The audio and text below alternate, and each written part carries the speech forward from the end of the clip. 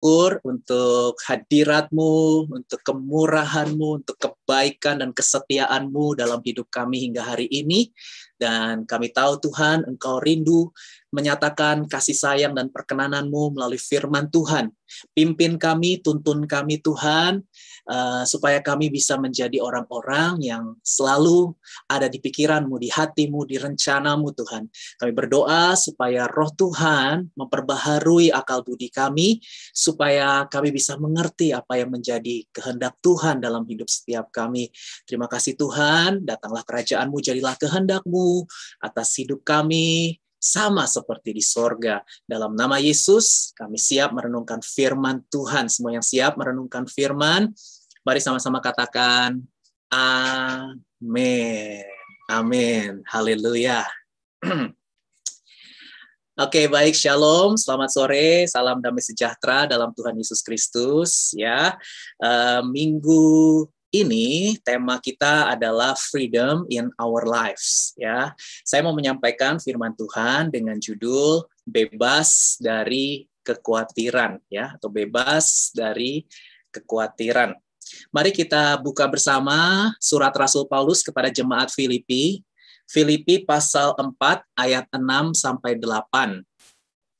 Mari kita baca bersama-sama Filipi pasal 4 ayat 6 sampai 8.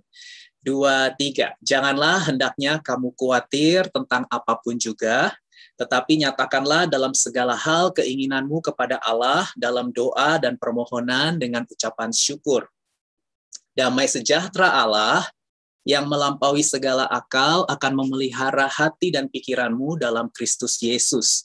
Jadi akhirnya saudara-saudara, semua yang benar, semua yang mulia, semua yang adil, semua yang suci, semua yang manis, semua yang sedap didengar, semua yang disebut kebajikan dan patut dipuji, pikirkanlah semuanya itu. Nah, saudara dikasih Tuhan, coba perhatikan ayat 7 ya. Ada kalimat damai sejahtera Allah yang melampaui segala akal, pikiran, pengetahuan gitu ya, akan memelihara hati dan pikiranmu, perhatikan, dalam Kristus Yesus. Jadi ayat 7 ini merupakan janji Allah atau jaminan dari Allah kepada setiap orang yang berada di dalam Kristus Yesus. Jadi ini bukan untuk semua orang ya. Ini adalah janji atau jaminan yang Allah berikan kepada orang-orang yang sudah menerima Yesus sebagai Tuhan dan Juru Selamat secara pribadi. Ya, mereka sudah berdamai dengan Allah, mereka sudah memiliki relasi kasih yang kekal dengan Allah karena iman kepada pengorbanan Yesus Kristus. Nah, untuk orang-orang itulah janji atau jaminan ini, yaitu damai sejahtera Allah yang melampaui segala akal, akan memelihara hati dan pikiran kita. Nah, menarik kata memelihara di situ, saudara. Kata memelihara itu dalam bahasa Yunani menggunakan kata phrorein. Nah, phrorein itu merupakan istilah militer, ya, istilah militer yang artinya tuh selalu berjaga-jaga dalam melindungi atau mengawal, begitu.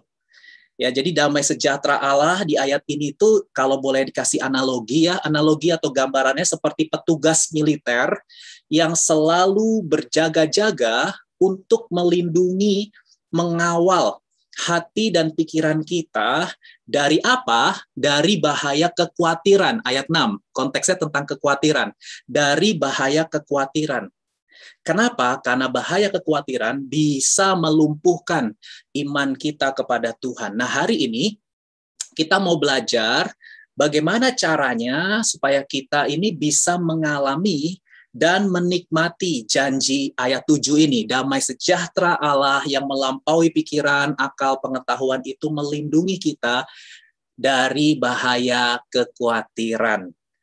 Nah, ada beberapa prinsip yang saya mau share untuk kita bisa mengalami damai sejahtera Allah yang melampaui segala akal. Yang pertama, kita harus berdoa dengan ucapan syukur. Katakan berdoa dengan ucapan syukur. Berdoa dengan ucapan syukur. Filipi 4 ayat 6, Rasul Paulus tulis, janganlah hendaknya kamu khawatir, perhatikan ini, tentang apapun juga. Ini kalimat tegas. Ya. Ini kalimat tidak ada kompromi. Jangan khawatir tentang apapun juga. Don't worry about anything. Ya. Nah, kata khawatir dalam bahasa Yunani menggunakan kata merimnao, itu artinya distracted, ya, pikiran yang teralihkan atau pikiran yang terbagi. Jadi khawatir itu bicara soal fokus perenungan yang ada di dalam pikiran seseorang, ya. Nah, kenapa sih firman Tuhan itu tidak mengizinkan sama sekali untuk kita khawatir tentang apapun juga? Karena kekhawatiran itu bisa melumpuhkan iman, pengharapan, dan kasih kita kepada Tuhan. Pada saat pikiran kita hanya terfokus terus-menerus pada kekhawatiran, maka kekhawatiran itu akan menyedot atau menghabiskan seluruh energi, pikiran, perasaan, dan waktu dalam hidup kita. Atau dengan bahasa sederhananya begini, kalau saudara kasih makan kekhawatiran setiap hari, maka kekhawatiran akan semakin gendut. Dia akan semakin besar. Dia akan semakin kuat karena saudara kasih makan terus setiap hari. Nah, kalau kekhawatiran itu sudah semakin besar dan semakin kuat, maka dia akan melumpuhkan imanmu. Dia akan membunuh pengharapan dan kasihmu kepada Tuhan. Itu sebabnya Rasul Paulus sangat tegas berkata, jangan kamu khawatir tentang apapun juga. Jangan merawat kekhawatiran. Jangan memberi tempat sama sekali. Jangan memberi kesempatan untuk memelihara kekhawatiran. Ngerti ya kata memelihara? Ya, jadi saudara tidak boleh kompromi sama sekali. Apapun itu alasannya. Dan apa yang ditulis oleh Rasul Paulus ini selaras dengan Tuhan Yesus. Karena kalau saudara baca Injil Matius pasal 6, ini terkenal sekali, saudara bisa baca ayat 25-34. Tuhan kita Yesus Kristus juga dengan tegas mengatakan, jangan khawatir akan hidupmu. Ayat 31, jangan khawatir dan berkata apa yang akan kami makan, minum, pakai. 32, semua itu dicari bangsa-bangsa yang tidak mengenal Allah. Tapi ku tahu Bapa peliharaku, dia baik ya. Ku yakin dia selalu sertaku, dia baik bagiku. Bapamu yang di sorga tahu bahwa kamu memerlukan semuanya itu. Saudara, dari ayat-ayat ini kita bisa melihat, kalau saudara baca dari ayat 25-34 itu, kita tahu ini sebuah jaminan, garansi yang Tuhan Yesus berikan kepada orang-orang percaya, kepada murid-muridnya.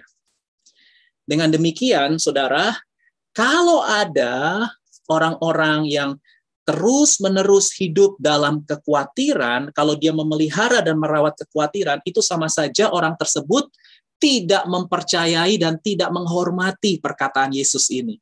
Ya, dia tidak mempercayai dan tidak menghormati perkataan dan jaminan yang Tuhan Yesus berikan ini. Ada sebuah quotes yang saya kutip yang berkata kekhawatiran itu merupakan sebuah pemujaan atau penyembahan terhadap sesuatu yang kita anggap lebih penting atau lebih berharga daripada Tuhan. Wow, kekhawatiran itu ternyata penyembahan berhala. Ya, kenapa? Karena fokus pikiran, energi, dan waktu kita hanya tertuju pada sesuatu itu.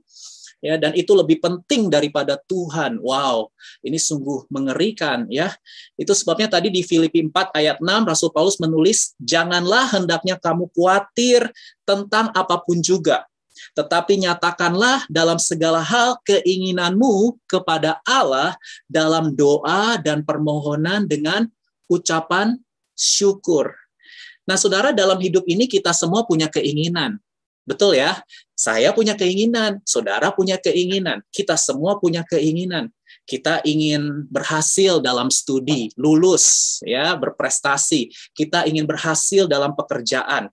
Bahkan kita ingin yang sudah lulus, kita ingin dapat pekerjaan. Ya, dalam posisi mencari kerja, kita ingin dapat pekerjaan atau kita ingin berbisnis, membuka usaha sendiri. Kita ingin punya penghasilan sendiri. Kita ingin apa lagi? Kita ingin sehat, ya, yang sakit ingin sembuh. Apalagi kita ingin punya rumah sendiri, kita ingin punya pacar, ya, kita ingin punya pasangan hidup, suami, istri, kita ingin berkeluarga, kita ingin punya anak, dan lain sebagainya. Yang namanya manusia, setiap kita, ya termasuk saya, kita semua punya keinginan. Dan kita tentu akan membuat perencanaan, ya istilahnya tuh apa, action plan, ya kita akan membuat action plan, kita akan membuat perencanaan untuk bisa merealisasikan keinginan-keinginan tersebut. Dan itu oke banget, karena firman Tuhan juga ngajarin di Filipi 4 ayat 6, punya keinginan, punya action plan, punya perencanaan itu baik sekali. Bahkan kita harus menyatakan itu dalam segala hal, keinginan kita, perencanaan kita kepada siapa? Kepada Allah. Dalam doa dan permohonan dengan ucapan syukur. Nah, menarik ya, doanya itu ucapan syukur. Kenapa harus berdoa dengan ucapan syukur? Ya, kenapa kita harus berdoa dengan ucapan syukur? Karena kita adalah milik Allah. Amin. Kita ini milik kepunyaan Allah. Artinya Allah itu berdaulat atas seluruh hidup kita. Dan kita percaya Allah itu Bapa. Ya, Allah itu Bapa. Kalau Dia Bapa, Dia tahu yang terbaik buat hidup kita. Dan kita percaya apapun yang terjadi di dalam hidupku, ya selalu ku berkata, Tuhan Yesus baik dalam segala hal yang terjadi. Tetap ku berkata, Tuhan Yesus baik. Amin. Saudara, kita percaya bahwa rencana Tuhan, kehendak Tuhan itu yang terbaik. Kehendak Tuhan selalu di atas keinginan, kebutuhan kita. Dia jauh lebih tahu apa yang terbaik buat hidup kita, karena Dia yang menciptakan kita. Nah, ini penting nih, saudara, prinsip ini. Ya, karena seorang itu baru bisa berdoa dengan ucapan syukur kalau dia mengenal Tuhan secara pribadi. Dia mengenal Tuhan secara mendalam. Dia kenal Tuhan itu Bapa. Bapa yang setia, ya. Nah, siapa Tuhan dalam hidup saudara itu akan menentukan seberapa besar saudara mau mempercayakan hidup dan masa depan saudara kepada Tuhan. Saya ulangi. Siapa Tuhan dalam hidup saudara itu akan menentukan seberapa besar saudara mau mempercayakan hidupmu, pasangan hidup, keuangan, kesehatan, tadi itu keinginan-keinginan kita itu, masa depan kita, ya. Itu semua dimulai dari trust. Trust. Kita nggak bisa trust kalau kita nggak kenal. Kita harus kenal baru kita bisa trust, ya. Kita bisa percayakan hidup kita kepada Tuhan kalau kita kenal Tuhan. Kalau kita kenal Tuhan kita itu bisa dipercaya, Tuhan kita itu bisa diandalkan, maka kita akan dengan sukarela menyerahkan seluruh keinginan perencanaan masa depan kita. Baik itu relationship, baik itu financial, ya, baik itu tentang apapun juga, ya, dalam segala hal kita akan percayakan kepada Dia yang bisa dipercaya. Amin. Nah, ini sangat penting, saudara. Ya, saya mengutip dari Miss Juliska atau Kak Ica, saudara, katakan tentang ucapan syukur.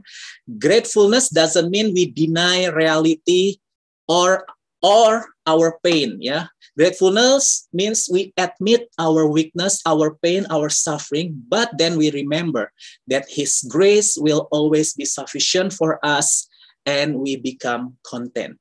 Mengucap syukur itu bukan berarti kita menyangkali atau menolak, ya, realita yang terjadi dalam hidup kita. Mengucap syukur artinya itu kita mengakui keterbatasan, kelemahan, rasa sakit, bahkan penderitaan kita. Tetapi kita tidak menyerah dengan itu semua. Ya, kita nggak kehilangan pengharapan dengan itu semua. Kenapa? Karena kita ingat bahwa anugerahnya, kasih karunia-Nya itu selalu cukup buat hidup kita. Dan itulah yang membuat hidup kita penuh. Ya, itu yang membuat kita bisa mengucap syukur dalam segala keadaan. Karena kita tahu kita memiliki Allah dan kita dimiliki oleh Allah untuk selama-lamanya. Dia berdaulat atas hidup kita. Nah, saudara, menarik dari Raja Daud. Raja Daud menulis di kitab Mazmur pasal 23 ayat 1-5, dikatakan di ayat 1-3, Tuhan adalah gembalaku, takkan kekurangan aku. Ya, dalam terjemahan New Living Translation dikatakan I have all that I need. Ya, di dalam Tuhan tuh saya punya segala sesuatu yang saya butuhkan. Ayat 2 menarik karena dikatakan begini oleh Raja Daud, Ia yaitu Tuhan membaringkan aku di padang yang berumput hijau. Ia membimbing aku ke air yang tenang. Ia menyegarkan jiwaku. Ia menuntun aku di jalan yang benar oleh karena namanya. Ayat 1-3, saudara, Daud itu menggambarkan Tuhan dengan kata ia. Ya, jadi Tuhan itu digambarkan sebagai orang ketiga. Ia itu orang ketiga. Tapi kalau saudara baca ayat 4, next boleh minta tolong, ayat 4 dan ayat 5, di situ Daud tidak lagi memakai kata ia, tetapi Daud memakai kata engkau. Sekalipun aku berjalan dalam lembah kekelaman, aku tidak takut bahaya, sebab engkau besertaku. Gadamu dan tongkatmu itulah yang menghibur aku. Engkau menyediakan hidangan bagiku di hadapan lawanku. Engkau mengurapi kepalaku dengan minyak, pialaku penuh melimpah, dan seterusnya. Jadi mulai dari ayat 4, 5, Daud menggambarkan Tuhan sebagai orang kedua. Ya, dengan kata engkau. Nah, berarti apa? Ada perubahan hubungan antara Daud dengan Tuhan. Di ayat 4 dan 5, Daud itu jadi lebih personal sama Tuhan. Jauh lebih dekat dengan Tuhan. Dia nggak lagi mengatakan iya, tapi dia berkata engkau. Nah, yang menarik, perubahan hubungan yang dialami oleh Daud ini terjadi pada saat Daud dalam kondisi tidak nyaman. Tahu dari mana? Ayat 4. Karena saat itu Daud sedang berjalan dalam, kalau dalam terjemahan King James Version itu the shadow of death, the valley of shadow of death, lembah bayang-bayang maut, itu dalam King James Version. Jadi Daud itu sedang ada dalam lembah kekelaman. Itu tidak nyaman sama sekali. Lembah kekelaman itu sesuatu yang menakutkan. Tetapi justru dalam kondisi yang tidak nyaman, dalam kondisi yang sulit, yang menakutkan itu, disitulah Daud lebih dekat dan lebih personal dengan Tuhan. Dia nggak pakai kata iya, tapi dia memakai kata engkau. Jauh lebih intim dari sebelumnya. Nah, ini menarik, saudara ya. Karena kita sekarang juga sedang ada dalam situasi dan kondisi yang tidak nyaman. Ya, saya tahu ibadah melalui Zoom pun merupakan, jujur, ibadah melalui Zoom itu nyaman atau tidak? Tidak nyaman. Ya, banyak orang tidak mau beribadah bahkan karena melalui Zoom. Dan saya mengaku itu banyak orang tidak mau beribadah karena Zoom. Mereka maunya onsite, ya. Karena mereka merasa kalau onsite itu lebih ya, lebih dapat itu suasananya itu loh. Suasananya, ya, musiknya, orang-orang kita bisa bersentuhan lebih real katanya. Kalau Zoom kurang real. Nggak ger gitu. Ada bilang aku nggak ngerasain loh hadirat Tuhan. Kalau di Zoom ini aku nggak ngerasain hadirat Tuhan. Aku nggak merinding kalau Zoom. Ya, aku kalau onsite baru bisa merinding, gue. Jadi kita ngukurnya itu nyaman atau tidak. Ya, hadirat Tuhan itu kita ukur dari nyaman atau tidak. Kalau nyaman, oh hadirat Tuhan memenuhi kita. Kalau tidak nyaman, oh nggak ada hadirat Tuhan di sini. Ya, nah itu kadang-kadang kita suka bermain perasaan, ya. Nah, saudara harus hati-hati dengan perasaan. Karena Tuhan nggak mau kita berjalan dengan perasaan, tapi Tuhan mau kita berjalan dengan iman. Walk by faith and not by sight. Ya, perasaan itu berbahaya. Perasaan itu berbahaya. Kenapa? Karena perasaan, ya, itu subjektif, saudara. Perasaan itu kita bisa merasa Allah hadir, Allah ada ketika perasaan kita senang, ketika perasaan kita nyaman. Tapi ketika perasaan kita tidak nyaman, ya, kita bisa bilang Allah nggak hadir. Aku nggak rasa hadirat Tuhan. Situasi dalam hidupku ini atau persoalan dalam hidupku ini, aku nggak bisa merasakan Tuhan. Bahkan ada orang bilang Tuhan sudah meninggalkan aku atau Tuhan sudah menjauh dariku. Nah, bahaya, saudara. Kalau teologi kita dibangun berdasarkan perasaan, ini bahayanya minta ampun, bahaya sekali. Karena perasaan kita itu berubah-ubah. Fragile, rapuh. Perasaan itu mudah sekali diombang-ambingkan oleh situasi. Kalau situasinya menyenangkan, kita senang. Kalau situasinya tidak menyenangkan, kita juga kehilangan kenyamanan. Dan biasanya ketika kita kehilangan kenyamanan karena situasi yang berubah, realita nggak sesuai keinginan, nggak sesuai harapan, nggak sesuai ekspektasi, goncangan, dan lain sebagainya, kita bisa menjauh dari Tuhan. Ya, kita bisa menjauh dari Tuhan. Ini sangat berbahaya sekali. Itu sebabnya kita harus belajar. Saya pakai kata belajar karena saya juga bukan tipikal orang yang bisa mengontrol perasaan dengan baik atau mendisiplin perasaan dengan baik. Enggak juga. Saya kadang-kadang juga kurang penguasaan diri. Banyak dikontrol oleh perasaan daripada kebenaran. Tapi firman Tuhan mengajarkan kita nggak boleh dikontrol oleh perasaan. Kebenaran firman Tuhan mengajarkan kita harus dikontrol dan dikuasai sepenuhnya oleh firman, oleh kebenaran. Dan kalau kita kenal kebenaran, apapun perasaan yang datang dalam hidup kita, kita pegang Ibrani 13 ayat 5 bahwa aku, yaitu Tuhan, sekali-kali tidak akan membiarkan engkau. Sekalipun kau ada dalam lembah bayang-bayang maut, sekalipun kau sedang berada dalam lembah kekelaman, sekalipun saudara hari ini sedang menghadapi kekelaman dalam hidupmu. Saya nggak tahu kekelaman apa yang sedang kita hadapi hari-hari ini yang membuat perasaan kita tidak nyaman, perasaan kita tidak senang. Ya, tapi firman Tuhan itu ya dan amin. Dia tidak pernah meninggalkan kita. Ya, dan justru di masa-masa seperti inilah kita mau menguji apakah iman kita dibangun berdasarkan perasaan, suasana ibadah, pengkhotbah yang hebat, pemain musik yang hebat, worship leader yang suaranya bagus, atau iman kita dibangun karena hubungan intim kita dengan Tuhan setiap hari. Karena pengkhotbah hebat, pemain musik hebat, pemimpin pujian yang hebat, semuanya akan berlalu. Ada waktunya mereka nggak ada lagi bersama-sama dengan kita. Tapi kalau kita punya hubungan dengan Tuhan, sekalipun kita nggak merasa, ya suasananya nggak terasa, tapi kita tahu bahwa Dia tetap hadir. Bahkan di ruangan, di tempat di mana saudara berada sekarang ini pun, ya bagaimanapun perasaan saudara, Dia hadir dan Dia menyatakan kasih sayangnya kepada kita. Amin. Itulah yang membuat kita bisa terus melangkah sekalipun perasaan kita sedang tidak menentu, tapi kita mau berkata, Tuhan, aku percaya, ku di tangan-Mu, ku di hati-Mu, di pikiran-Mu, di rencana-Mu, tak pernah ku sendiri. Ya. Ku di tangan-Mu, ku di hati-Mu, di pikiran-Mu, di rencana-Mu, tak pernah ditinggalkan. Makanya kita bisa mengucap syukur dalam segala keadaan. Amin. Yang kedua, yang terakhir. Bagaimana caranya supaya kita mengalami dan menikmati damai sejahtera Allah yang membebaskan kita dari kekhawatiran. Yang kedua adalah kita harus memikirkan hal-hal yang baik. Filipi 4 ayat 8, saya bacakan buat saudara. Jadi akhirnya saudara-saudara, semua yang benar, semua yang mulia, adil, suci, manis, sedap didengar, semua yang disebut kebajikan dan patut dipuji, pikirkanlah semuanya itu. Nah, kata pikirkanlah itu menggunakan kata Yunani logisete. Nah, logisete itu artinya dwell on. Dwell on. Dwell on itu artinya terus-menerus berdiam. Ya, jadi ini berbicara the habit of our mind. Pikirkanlah itu bukan sekedar what do you think, bukan. Tapi ini bicara habit. Habit itu adalah sesuatu yang terus-menerus, gitu. Yang kita pikirkan terus-menerus. Itu bicara mengenai habit, ya, orientasi berpikir, ya. Jadi kata pikirkanlah di ayat 8 ini itu berbicara di mana kita meletakkan pikiran kita secara terus-menerus. Ya, ini dia kata ini, the orientation of our mind.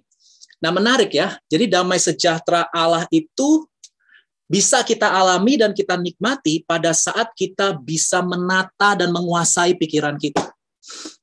Karena kekhawatiran dimulai dari pikiran. Ya, kekhawatiran itu dimulai dari pikiran, bukan sesuatu yang jelas kekhawatiran itu. Beda dengan takut. Kalau saya takut ular, jelas di depan saya ada ular, jadi saya takut.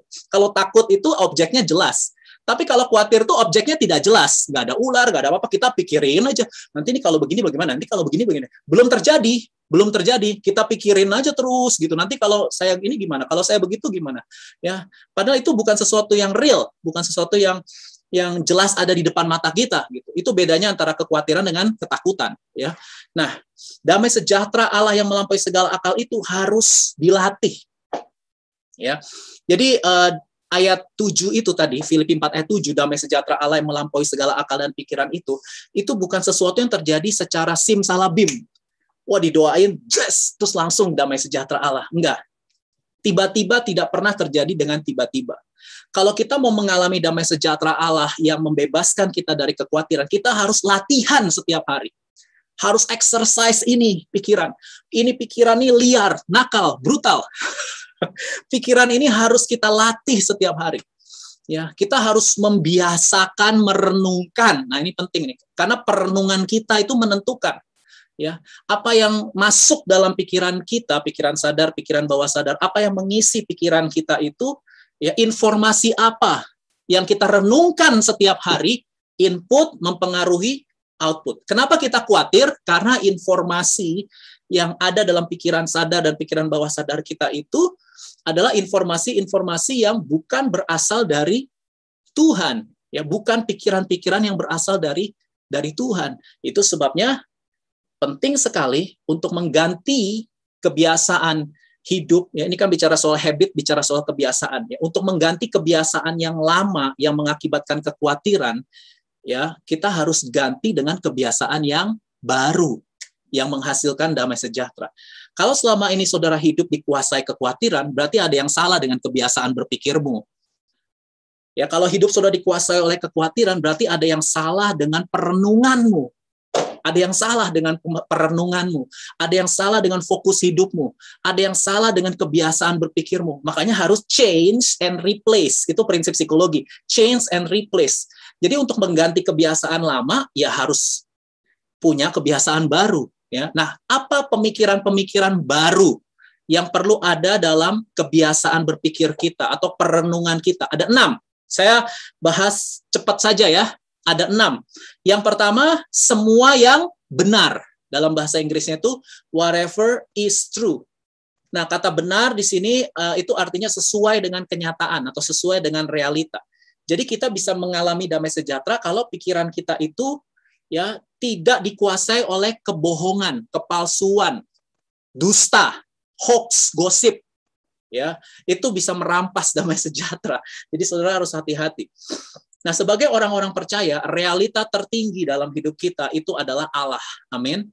Dan kita bisa mengenal Allah, realita tertinggi dalam hidup kita melalui iman kepada Yesus Kristus dan kepada perenungan firman Tuhan. Itu sebabnya kenapa setiap minggu saya selalu tampilkan renungan firman Tuhan setiap hari, bisa dibaca di bicsoulwordpress.com. Karena kalau saudara ngikutin pembacaan firman Tuhan itu, maka saudara akan menyelesaikan pembacaan dari kitab Kejadian sampai Wahyu di tahun ini, tahun 2021. Satu hari sekitar 3 pasal.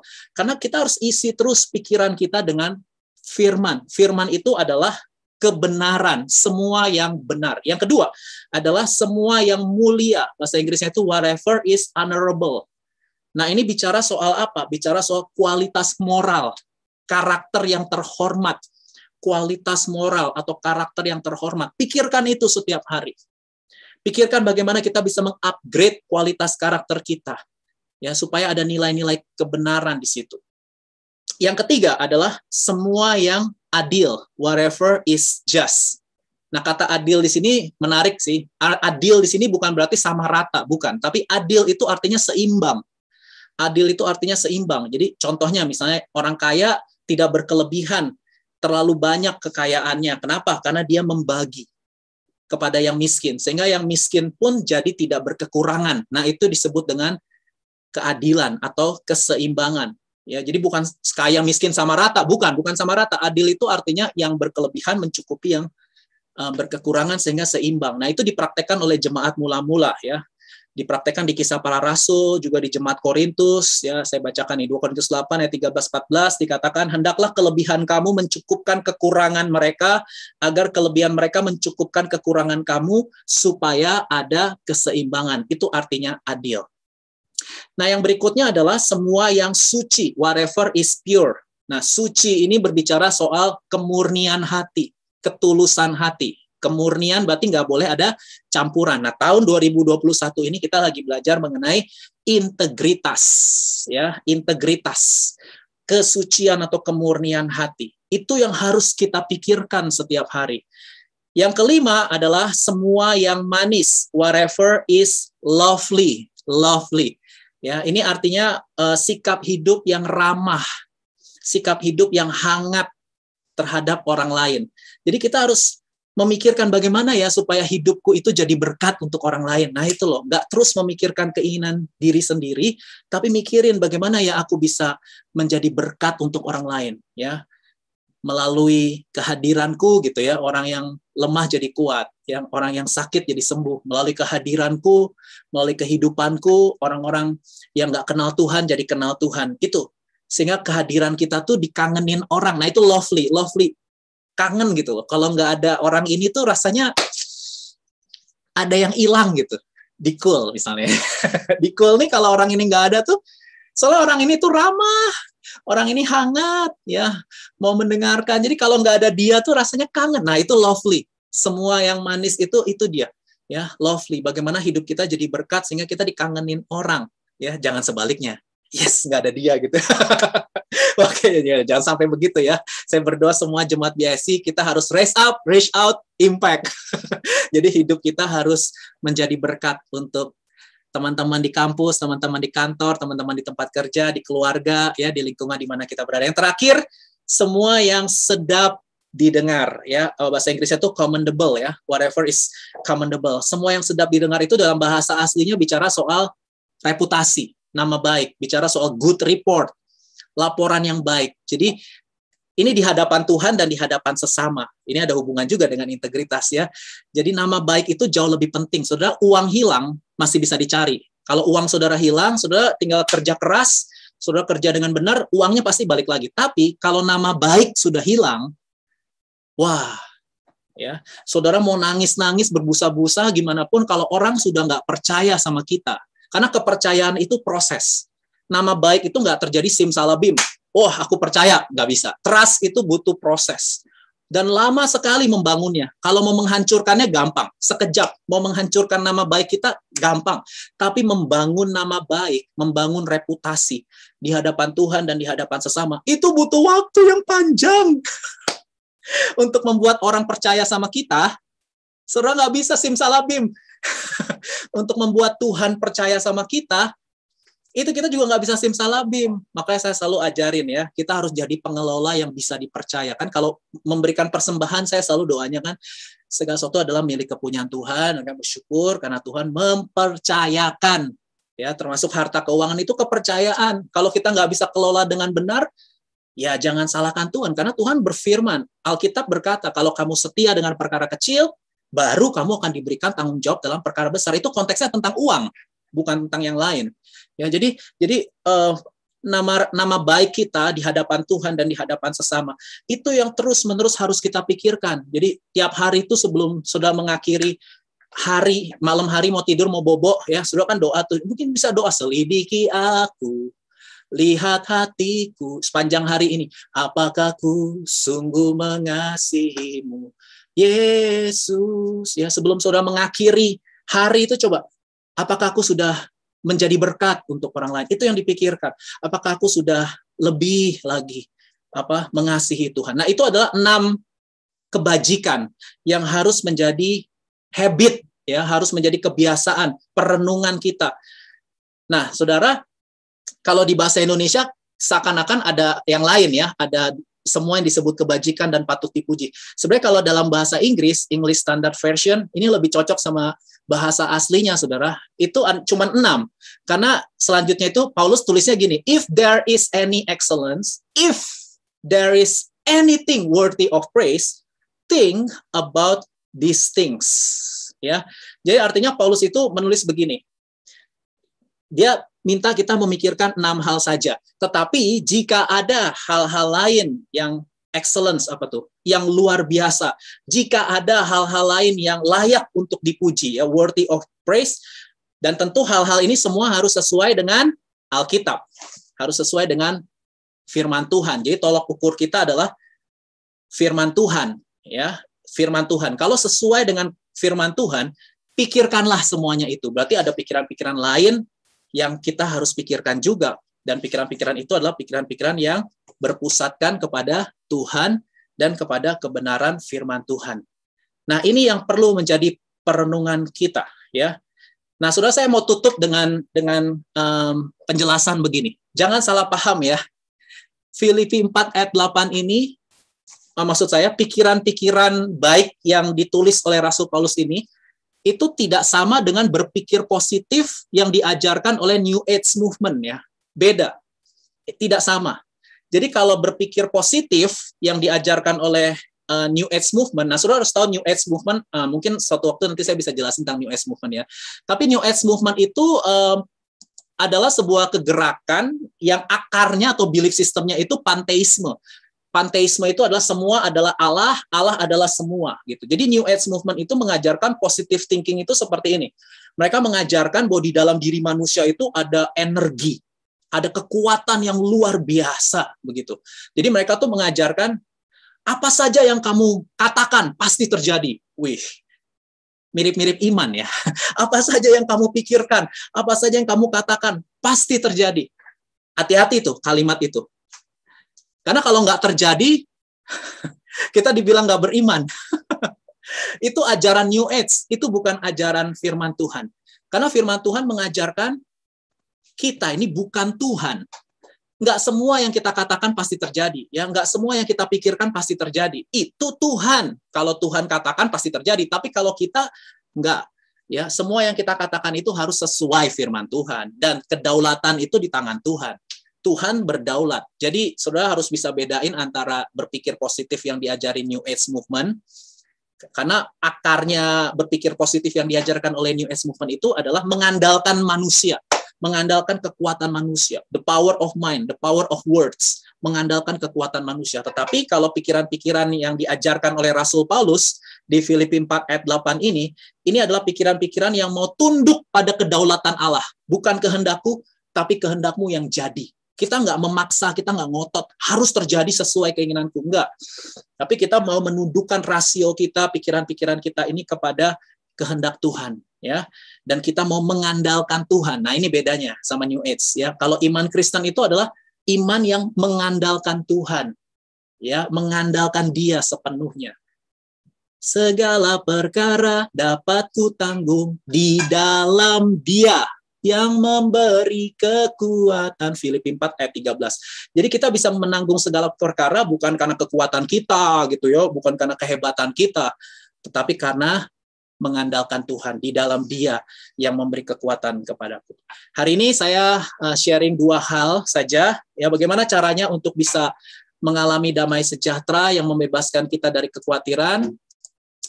Yang pertama kita harus berdoa dengan ucapan syukur, ya.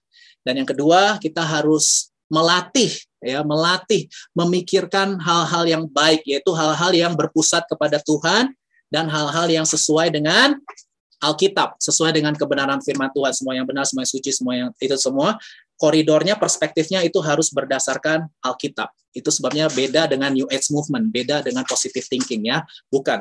Ya, itu beda. Jadi saudara harus bisa memahami hal ini, dan ini lebih seru kalau di-sharingkan di Cool ya. Jadi nanti mungkin di Cool bisa di-sharingkan mengenai bagaimana pengalaman-pengalaman kita dalam menghadapi kekhawatiran dalam hidup ini. Amin untuk firman Tuhan ya. Mari sama-sama kita berdoa, kita datang kepada Tuhan. Kami bersyukur sore hari ini Tuhan, kalau kami boleh sama-sama merenungkan firman-Mu. Kami berdoa Tuhan supaya kami boleh meresponi firman Tuhan dengan penuh kerinduan Tuhan. Kami berdoa supaya di masa-masa yang serba berubah ini, di masa-masa yang serba tidak pasti ini Tuhan, di mana banyak orang khawatir, banyak orang depresi Tuhan, banyak orang kehilangan pengharapan Tuhan di hari-hari terakhir ini. Kami berdoa Tuhan supaya kami tidak tergoyahkan, kami tidak tergoncangkan oleh situasi keadaan. Kenapa? Karena kami memiliki Allah, sumber damai sejahtera yang melampaui akal, melampaui pikiran, melampaui pengetahuan. Damai sejahtera itulah yang kami andalkan untuk melindungi kami, memelihara hati dan pikiran kami Tuhan, supaya kami tidak jatuh, supaya iman, pengharapan, dan kasih kami tidak menjadi lemah, tetapi kami boleh terus hidup di dalam pengharapan, karena kami tahu pengharapan kami di dalam Tuhan tidak pernah mengecewakan. Biar kami boleh membawa keinginan, perencanaan berkaitan dengan hidup kami, masa depan kami senantiasa dalam doa dan ucapan syukur. Dan biar setiap hari kami melatih pikiran kami untuk memikirkan semua yang benar, semua yang adil, semua yang suci, semua yang mulia, semua yang manis, semua yang sedap didengar dan patut dipuji.